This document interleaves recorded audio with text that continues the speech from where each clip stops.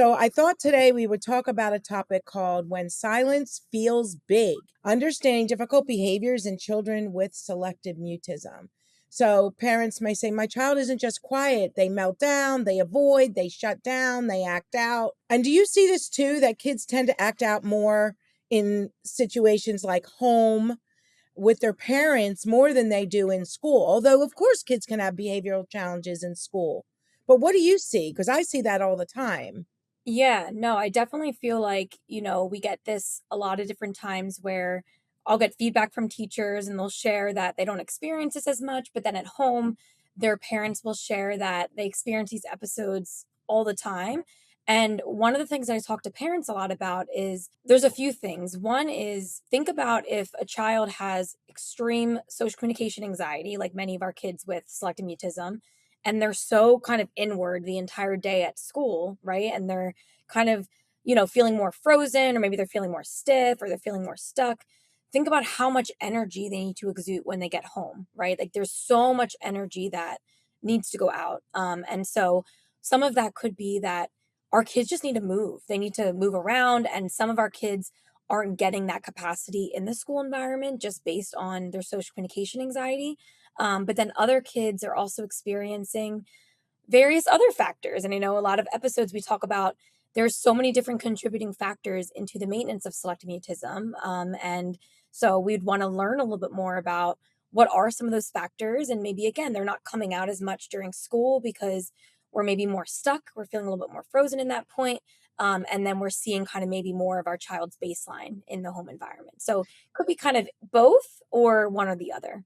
And also, our children, anybody with anxiety, anyone, and all the adults listening, and older, kids, teens who may be listening, any adult listening, okay? They will tell you the more anxious they feel, the more out of control they feel. When you're out of control, you sometimes may act out.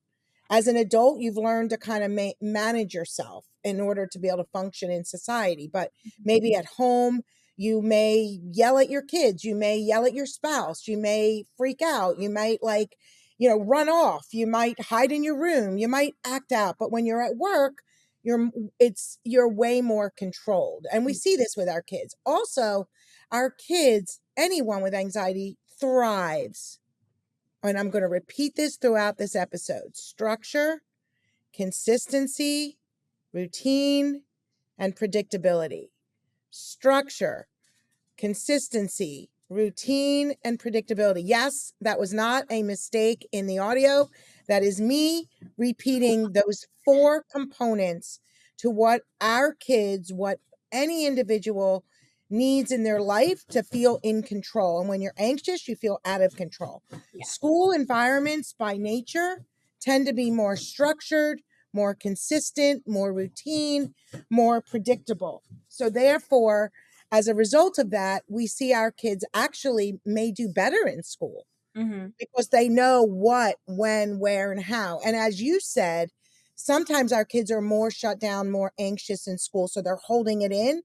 And then they come home or even in the car and they let loose. Yeah. And I love what you said about like our kids needing to get up, out, run, do.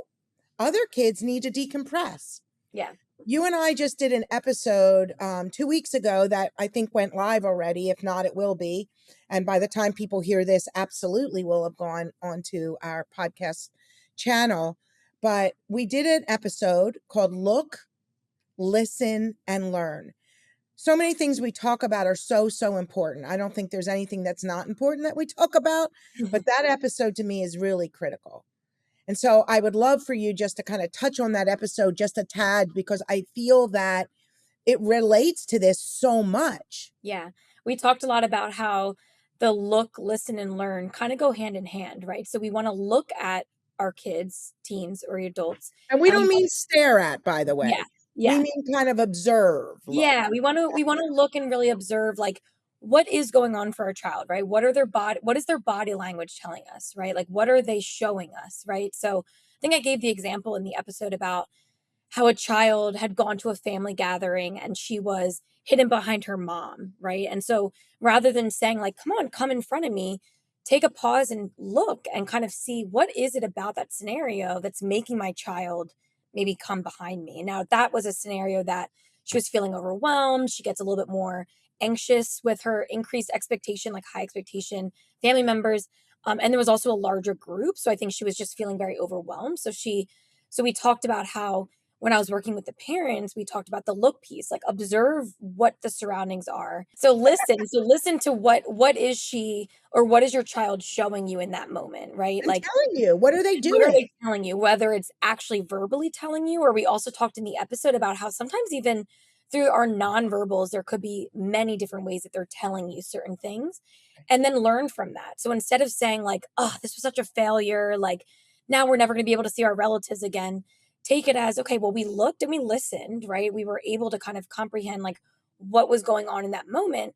And now we can learn from that. And then maybe the next time we go to a family gathering, maybe we bring, and this was a younger child. So maybe we bring like a bag of props for her where she can be more excited, maybe like areas of interest. Maybe we bring a fun poll and ask all of our relatives what their favorite ice cream flavor is because it's over the summer. And again, it's a fun task that, like, as Dr. E mentioned, structured, consistency, routine, and predictability. So having kind of more of those activities within kind of like our family gatherings, our play dates, camp settings, all of those things are really important too. So again, the look, listen, and learn is so important. And the more that we can look, listen, and learn, the more likely that we can try to prevent maybe some of these outbursts or some of these behavioral challenges as well, because we can start to kind of pay attention maybe to what is going on, what is the trigger for my certain child, right? That kind of causes maybe more of these challenges.